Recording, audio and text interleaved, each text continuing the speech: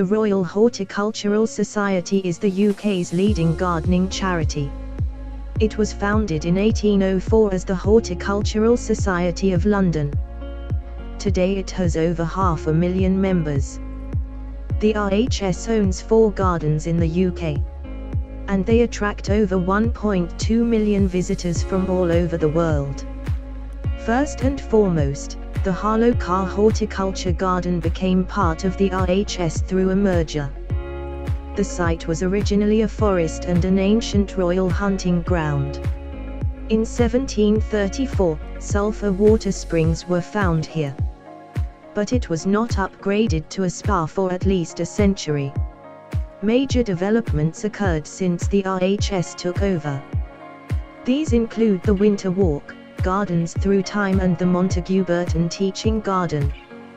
The Bramall Learning Centre and the Alpine House are the most recent inclusions at Horticulture.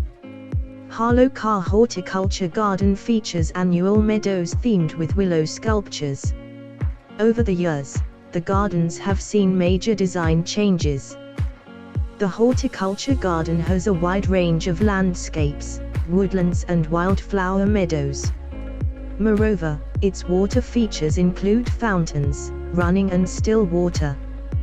The main borders is a must-visit at the garden, with herbaceous perennials, grasses, bulbs and shrubs, and inspiring plant combinations.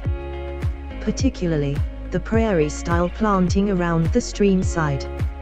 Interestingly, they leave plants standing in the borders during winters, and this attracts a large wildlife diversity. If you're lucky, you may spot red ladybirds on the seed heads. Recently, the woodland has been replenished, adding specimen trees among the rhododendrons, magnolias, birch and flowering bulbs. Alpine House, Arboretum, Sandstone Rock Garden and heather beds are also very popular among visitors. Secondly, the Hyde Hall Horticulture Garden has an inspiring story since the RHS took over in 1993. At the time, it was a cold and windy hilltop site, and it had just 6 trees with clay soil on the slopes.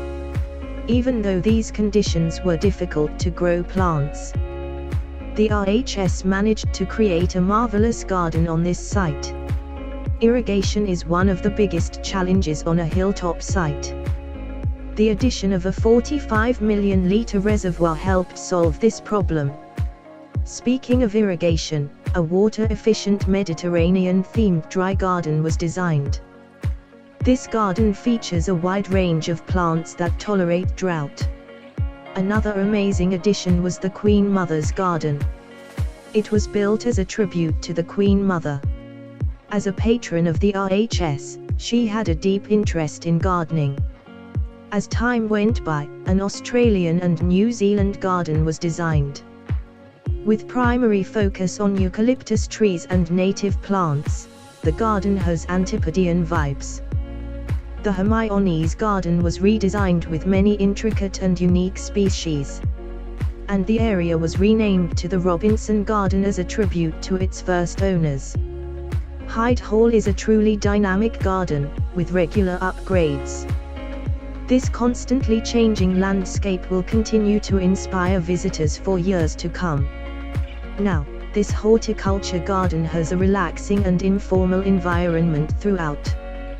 Thirdly, the Rosemoor Garden was originally a salmon fishing lodge. Back in 1931, the garden was dull and needed a lot of work.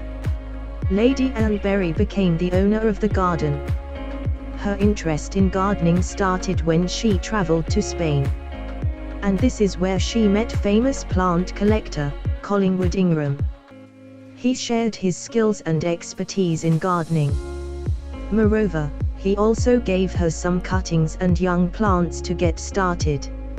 As the garden grew, she traveled to the Americas, New Zealand, Japan and many more places. And all these travels influenced the wide variety of plants at Rosemoor. And today, some of the species are very rare. Lastly, the Wisley Gardens were acquired by the RHS in 1903.